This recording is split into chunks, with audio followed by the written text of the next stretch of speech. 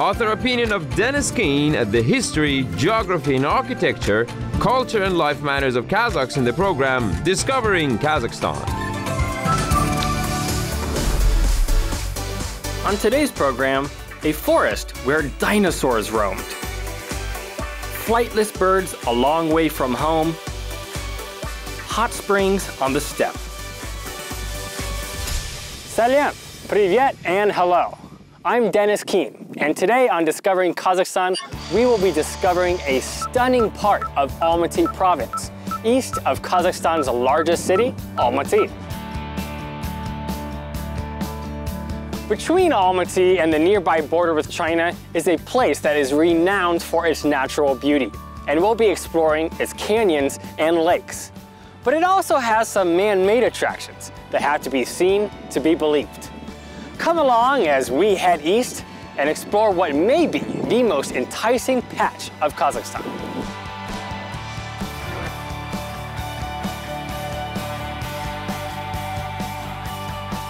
The Grand Canyon, back home in the motherland in Arizona, is a natural wonder that is recognized around the world. But many people are surprised to learn that in Kazakhstan, you can find its lesser-known cousin, the Charyn Canyon. And whereas at the Grand Canyon, you might have to fight your way through hordes of Instagramming tourists, here you might just have the place all to yourself. The canyon stretches more than 100 kilometers along the Charyn River, and in places it's as deep as 300 meters. It's actually a series of 5 distinct canyons, and we've come to the most famous of all, the Valley of the Castles.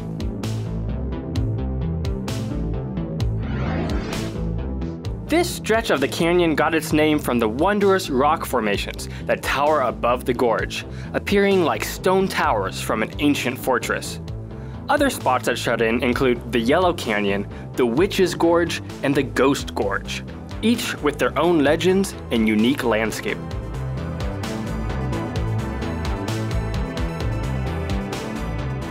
To visit a canyon like Charyn is to be able to read time in the cliff sides.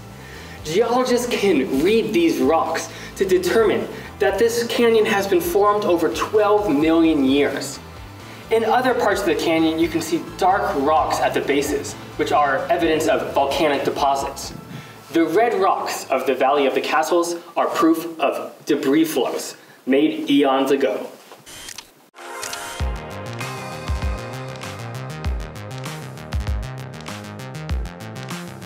From afar, the gorge of sandstone cliffs may seem like a desolate place. But within these canyon walls, you can find more than 1,500 different plant species and more than 60 species of animals. Spend a night camping in Charyn and you might hear the howling of wolves. And you'll wake up hearing the songs of some of the approximately 100 species of birds.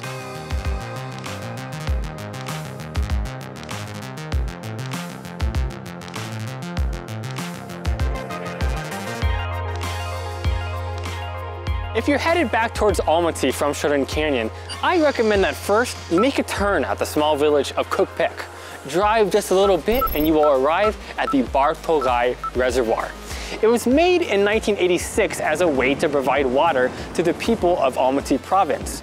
And though it's beautiful on its own, surrounded as it is on all sides by breathtaking mountains, we're gonna see that the dam itself that made the reservoir has some fascinating features. One feature that I thought was super cool is that if they have an especially rainy year and the level of the reservoir starts to rise and the basin threatens to overflow, there is an outlet for all this extra water. This funnel here that goes down into the ground, the water flows in and then gets carried over to the other side of the dam. Now, I don't know if this is a usual feature for dams, but just to be able to stand out on this platform and look into this thing is like peering into the depths of the earth. Hello!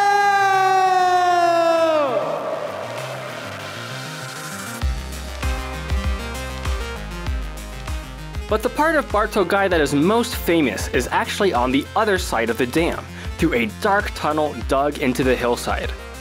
This part is closed to most visitors for security reasons, so to be able to venture through to the other side was a special privilege for us. After you pass through the tunnel, you realize what makes Bartogai a truly spectacular place. This man-made geyser. As the Jibek River presses up against the Bartogai Dam, a massive amount of pressure builds up, which is then released in this flow. Over 100 cubic meters of water a second are pouring through here, creating this massive cloud that can reach more than 100 meters high. It is just amazing.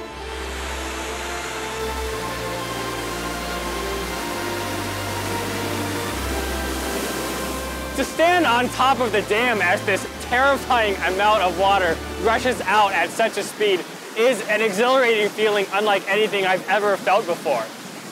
If you have the right perspective, it almost feels as if you're surfing on top of some massive wave, and you have this sensation that this dam can break out beneath your feet at any moment and you're going to be washed away into the canal below. But yet, we're perfectly safe. But it is this illusion somehow standing here with this massive amount of water behind me. I've been to some big waterfalls in my life, but I have never seen a force of nature like this.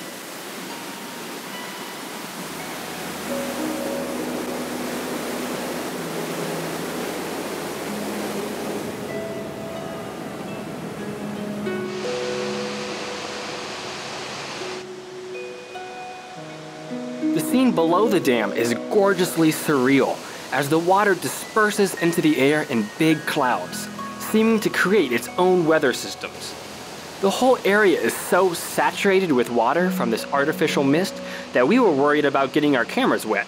But as we drove along the access road, we could admire a beautiful rainbow, a seemingly permanent feature of what, with all the constant water, seemed like a tropical landscape.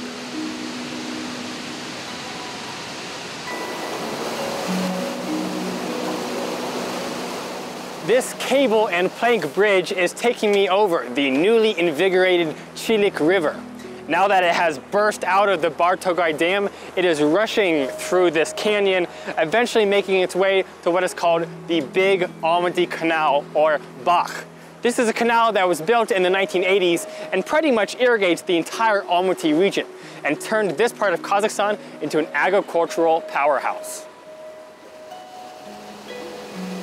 To see the transition from placid reservoir to bursting geyser to rushing river was to see how mankind has harnessed nature in this part of Kazakhstan. Central Asian people would have traditionally taken river water and built irrigation ditches called araks to water their fields. But the introduction of dams and canals in the Soviet period took irrigation into the industrial age and has changed this eastern part of Almaty province forever.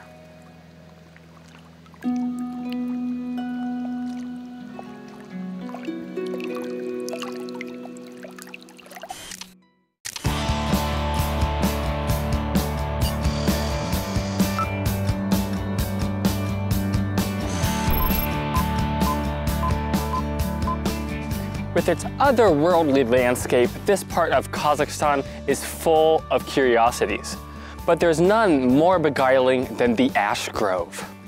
This small forest of Sogdian ash trees has been hiding in a small portion of the Charyn Canyon for thousands of years, a rarely seen relic of the last ice age.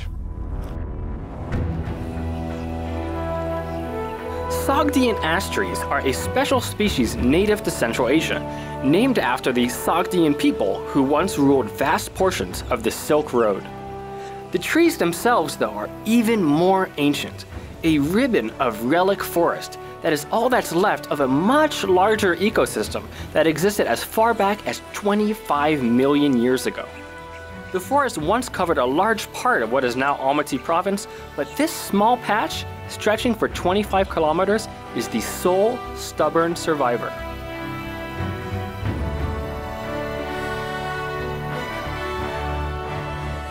The forest has been protected in a nature preserve since 1964, more than 5,000 acres in total. When you look at the trees, you can immediately see their age from their twisted forms. It's said that some of the individual trees here can be more than 3 centuries old. But the grove itself has been here for ages. It is truly ancient, and it has seen invading Mongol armies come through here and picnic underneath their branches, or caravans of the Silk Road with their camels munching on the leaves.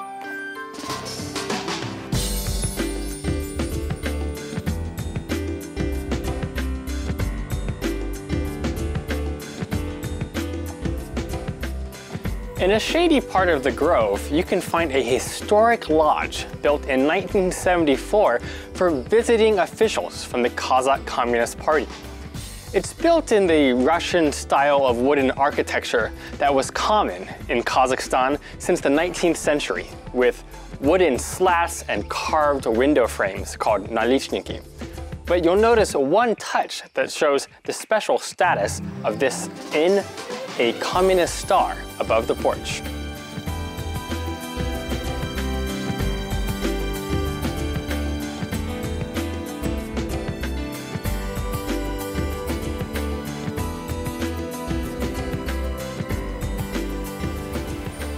Back in those days, the capital of the Kazakh Soviet Socialist Republic was in Almaty, just a few hours away. And officials could come here for retreats, sitting around this table for breakfast, lunch, and dinner, discussing the affairs of the day. If then it was a private, exclusive residence, now it's a guest house open for all, and people come here from all around the world to seek peace and quiet in the ash grove.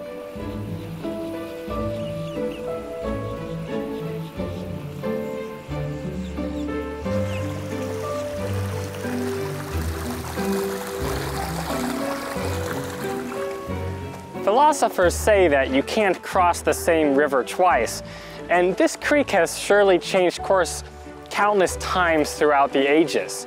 But we can imagine that this body of water has been feeding this oasis for millions of years. What a welcome sight it must have been for nomads and explorers who, after walking through the red cliffs of Charyn Canyon for days, would come across a site like this, a beautiful green grove with such cool, clean water.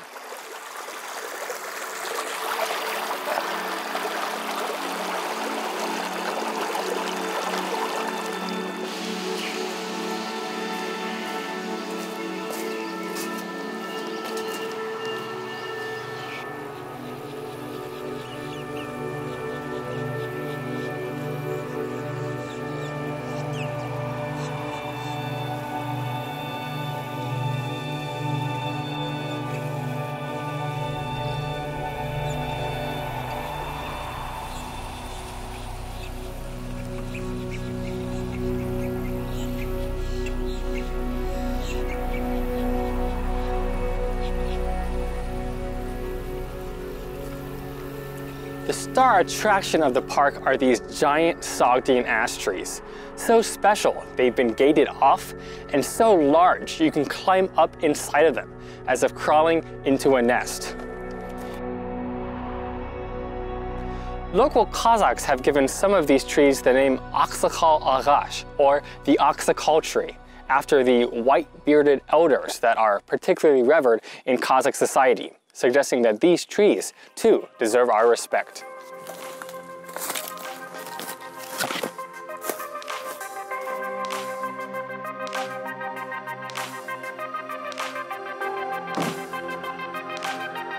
To find our next destination, a place called the Wooden Lake, was an adventure all on its own. You won't find it on many maps, so it's something of a well-kept secret for villagers who live east of Almaty. We drove down bumpy dirt roads with an unmarked fork every few hundred meters that gave us no indication of where to go. The only people to ask for directions in this sparsely populated area were lone shepherds riding horseback. They knew the place, of course, but were surprised to see visitors from the city.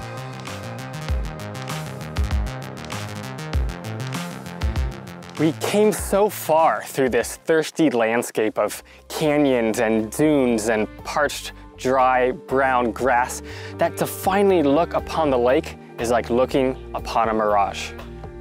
Perhaps that's why locals call it the Derevyane Ozero, the wooden lake, because its very improbability seems to involve the same magic as a body of water made out of wood. On the distant shore, off-road vehicles that must have found a shortcut here play in sand dunes that run right down to the water. As the sun gets lower in the sky and the shadows change, it's a great place just to sit, take a deep breath, and watch the birds catch their dinner.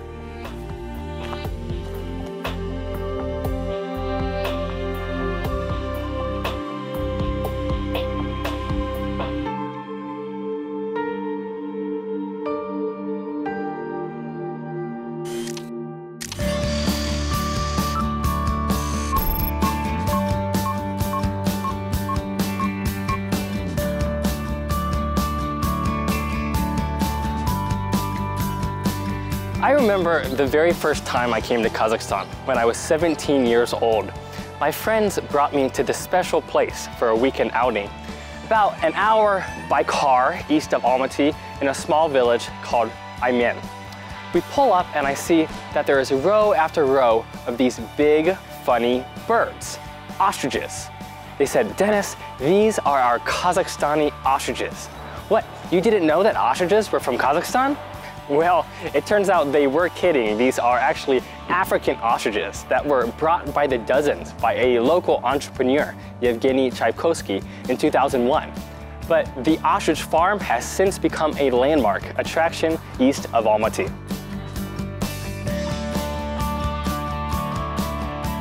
You have to wonder what Mr. Tchaikovsky's family were thinking when he first said that, "I want to bring a whole family of big birds over Kazakhstan."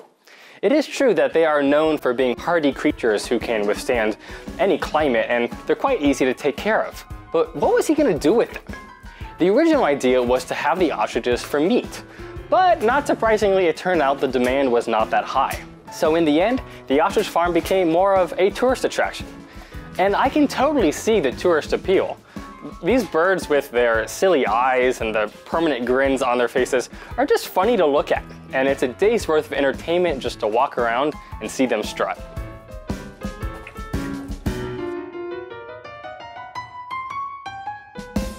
When we're out discovering Kazakhstan, sometimes I like to check in with my friends on the interwebs with a little live video, and today we have a geography challenge. Can you guys guess where I am right now? Well, have a look. Who's here with me today? Am I in Africa? Am I in Australia? No, I'm in Kazakhstan, and these are my new friends. Say hello to Mrs. Ostrich. Hey guys! These birds are super friendly, and I totally suggest that if anybody is ever going on a road trip east of Almaty, they come and check out this ostrich farm. It's totally unexpected, but it is a ton of fun.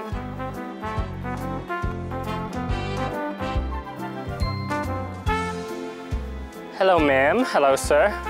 At the farm they have both females and males, and you can quite easily tell the difference. The males have these dark black feathers and they have pink beaks, whereas the females have the lighter gray feathers and they've got gray beaks.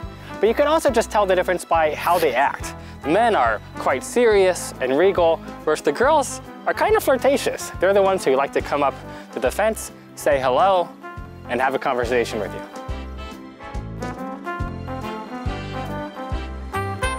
It's easy to think that these funny birds are totally harmless until you look down at their feet. Just look at these creepy dinosaur feet with these long talons on the end.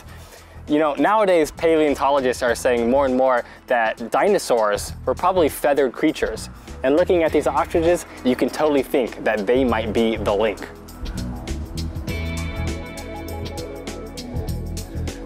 One thing you notice right away about the ostriches is that they're very curious creatures. They come right up to the fence, they'll look straight at you, and it feels like you can make some kind of connection with these birds. Their brains are so small that who knows what's going on inside, but just to kind of sit here and be with them, it kind of feels like you're making friends. The ostrich's feathers are supremely soft, and that's why they've been used to make dusters for hundreds of years. And actually at the farm, that is one of the things they do with the ostriches, is they very carefully take out some of their feathers, they dye them all colors of the rainbow, and then sell them at the souvenir store.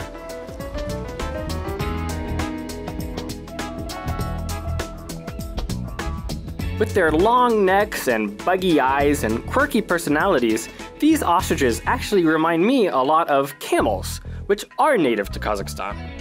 It sort of makes sense then that the word for ostrich in Kazakh is tuyukhus, which means camel bird.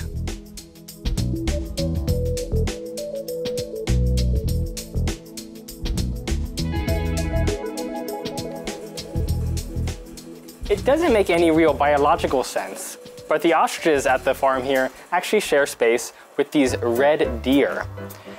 These deer are a famous species in Kazakhstan and are at the center of many Kazakh legends. And they're actually quite friendly if you get to know them. This lady here is named Masha and is pretty famous for being quite interactive with all the visitors.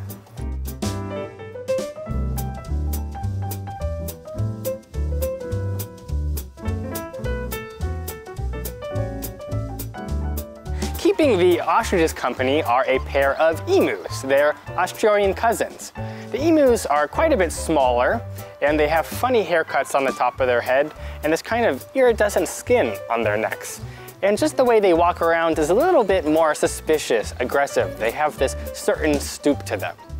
Their feathers are quite a bit smaller so they can't be used as dusters like the ostriches can, and their meat apparently is not as tasty. So they're just kind of here to keep their cousins company.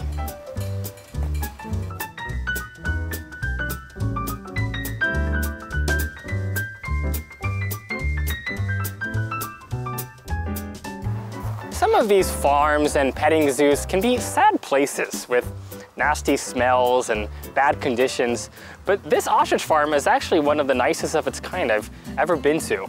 There's a nice garden with trails and benches, and it has to be one of the most surreal places to stop and have a picnic. Just from right here, I can look out and I can see peacocks walking by, ostriches hopping around in the distance, and you think, wait a second, I'm in Kazakhstan? But that is exactly the joy of discovering this country, is that there's always this element of the inexplicable. And that's what makes coming to a place like the Ostrich Farm so fun.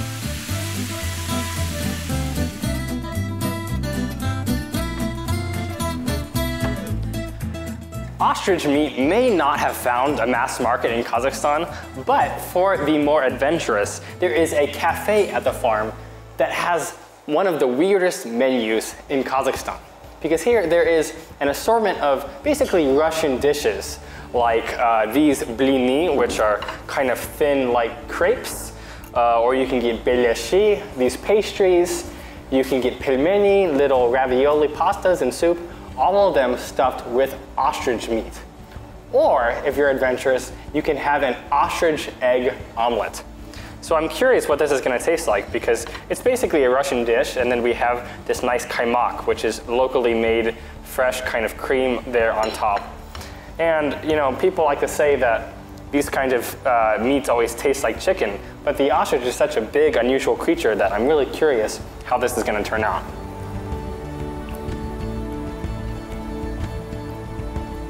It doesn't taste like chicken at all.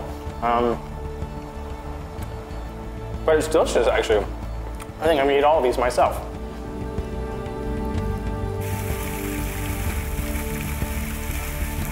This being a tourist attraction in Kazakhstan, of course they have a yurt camp, but this yurt camp has a particularly beautiful view of the Almaty Mountains here, east of Almaty.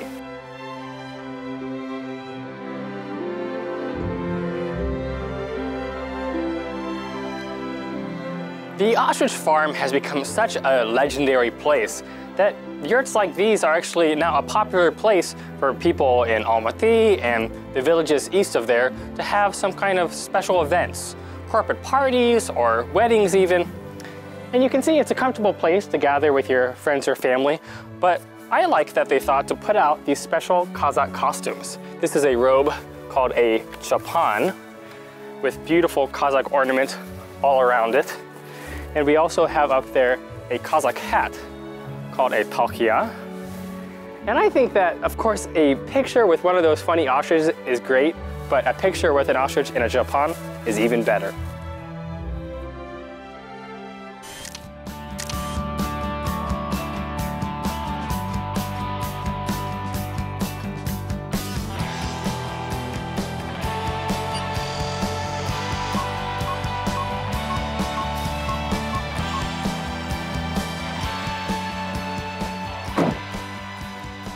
We are 250 kilometers east of the city of Almaty, outside of a small town called Chunja.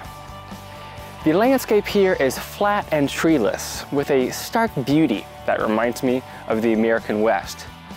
Chunja is a cute, tidy town that doesn't offer that much to the tourist, but it's a great jumping off point for visiting two geological wonders that make this part of Kazakhstan special. You head this way and you'll get to the famous Charyn Canyon. That way and you're off to the famous Chunja hot springs.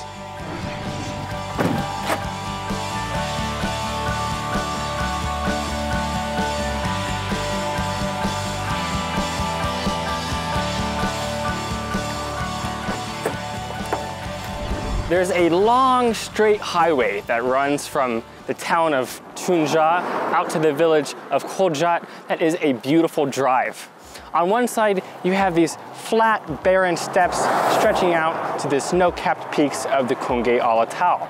But there's something odd going on here, because over on the other side of the highway, you start to notice dozens of resorts out here in the middle of nowhere. What are they doing here? They're here for the water.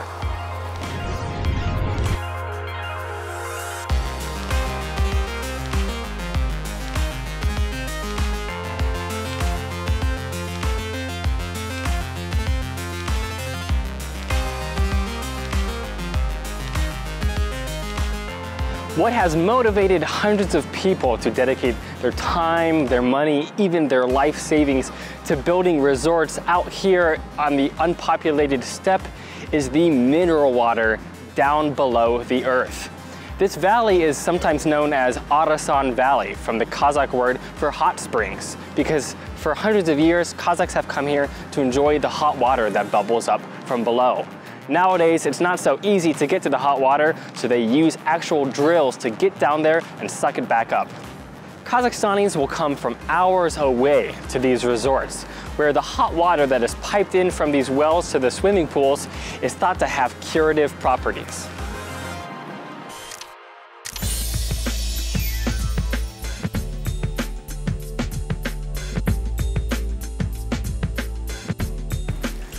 Some of the resorts near Chunja are marketed as health spas, where people come and sit in the mineral water for specific intervals as a way to treat certain diseases. But others are here just for rest and relaxation. So they'll have music and drinks for the adults, playgrounds for the kids, and good local food for the entire family.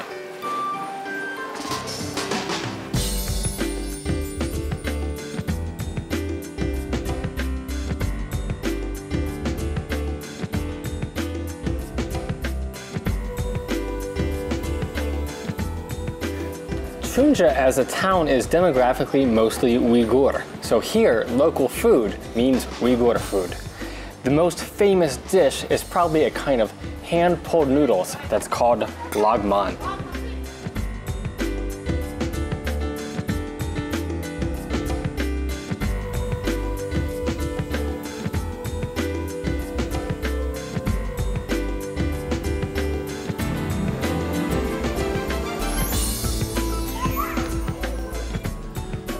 One resort might have several different wells, and different wells can have different temperatures. It all depends on how deep down you drill. So this pool, which is in the exclusive VIP zone, is just about at your body temperature. Quite comfortable to swim in. But others can be smoking hot.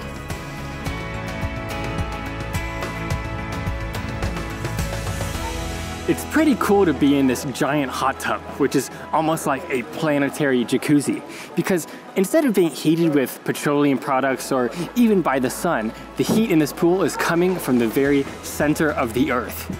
Being in here, I kind of feel like Daffy Duck in one of those old cartoons where he's in a cauldron and he's slowly being boiled by a campfire below. But here, instead of the campfire, it is some kind of magma deep below Kazakhstan that is heating up this pool. Pretty neat feeling.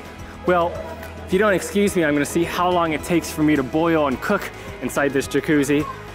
Until next time, join us on Discovering Kazakhstan. Salbo, Paka, and goodbye.